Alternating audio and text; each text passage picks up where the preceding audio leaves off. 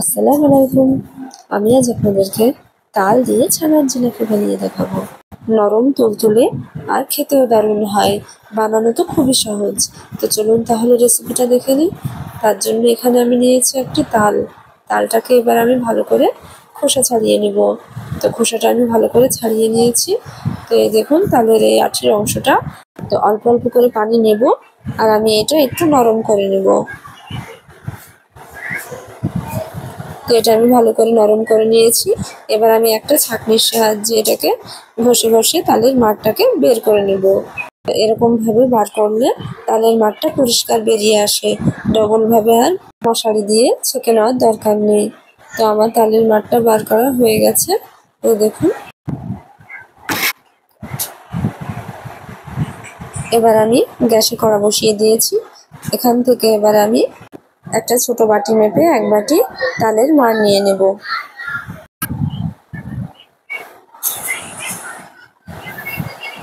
এবার এটা কড়াই দিয়ে দেব। এবার আমি দিয়ে দেব ওই বাটি মেপে এক বাটি দুধ। এবার আমি দুধ আর তালের মাড়টাকে একটু জাল করে নেব।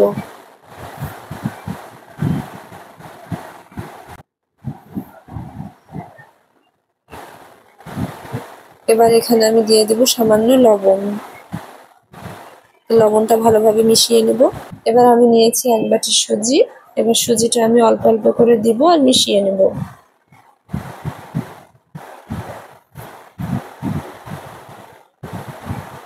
তো বাকি সুজিটা আমি দিয়ে দিব। এটা ভালো করে আমি এবার মিশিয়ে নেব। তো এটা নাড়তে নাড়তে দেখবেন একটা ডো তৈরি হয়ে যাবে।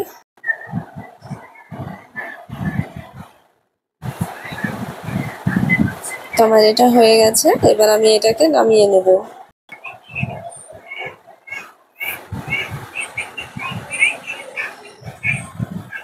এবার আমি এখানে একটা শিরা তৈরি করে নেব। তার জন্য এখানে দিয়ে দিলাম এক বাটি চিনি। তো যে বাটি মেপে আমি চিনি নিয়েছি সেই বাটিরই এক বাটি দিয়ে দিলাম পানি। তো চিনি আর পানিটাকে আমি ভালো করে মিশিয়ে নেব। তো এখানে খুব বেশি গাঢ় করার দরকার নেই, একটা পাতলা শিরা তৈরি করে নিলেই হবে। এখানে দিয়ে দিলাম এলাচ। তো চিনিটা গলে যাওয়া পর্যন্ত আমি একটু নাড়াচাড়া করে নেব। তো শিরাটা আমার তৈরি হয়ে গেছে। এবার আমি এটাকে একটা পাত্রে ঢেলে নেব।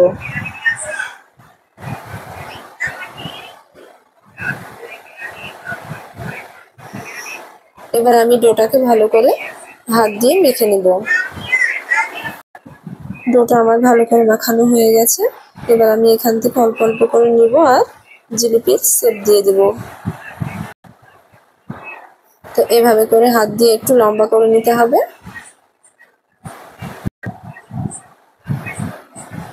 দিয়ে এক সাইড থেকে এরকম ভাবে গোল করে ঘুরিয়ে একটা জিলিপির শেপ দিয়ে দিতে হবে।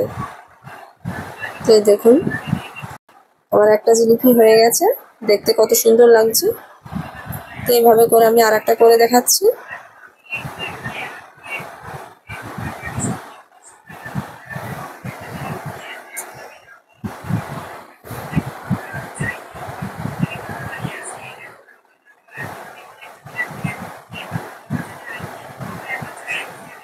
তো দেখুন এইভাবে করে আমি সবগুলো জিলিপি তৈরি করে নেব।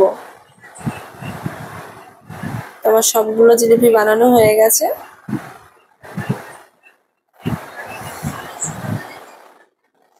এবার আমি এগুলোকে ভেজে নেব। তার জন্য গ্যাসে আমি কড়া বসিয়ে দিয়েছি। দিয়ে দিলাম তেল। তো তেলটাকে ভালো করে গরম করে নিতে হবে।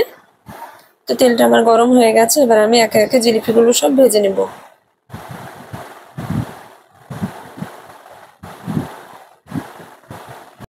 তো প্রথমে আমি অল্প অল্প করে দিব আর জিলিপিগুলো ভেজে নেব।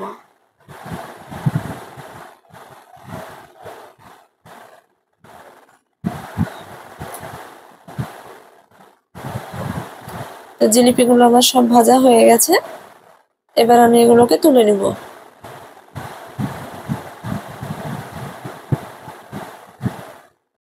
এবার যে আমি সেরাটা তৈরি করে রেখেছিলাম সেটাতে দিয়ে দেব।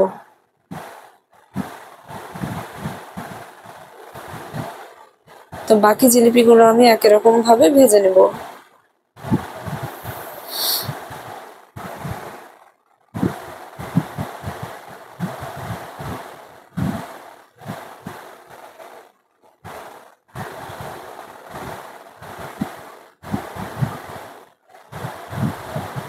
তো এগুলো আমার সব ভাজা হয়ে গেছে, এগুলো তুলে নেব।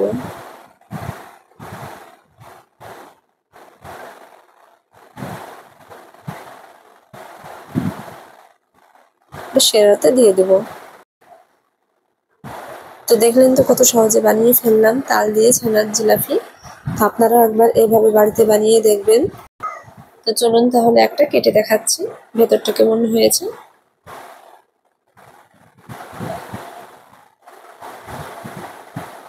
তাই দেখুন ভেতরটা একদম নরম তুলতুলে, মুখে দিলেই মিলিয়ে যাবে। তো ভিডিওটি আপনাদের কেমন লাগলো অবশ্যই কমেন্টে জানাবেন।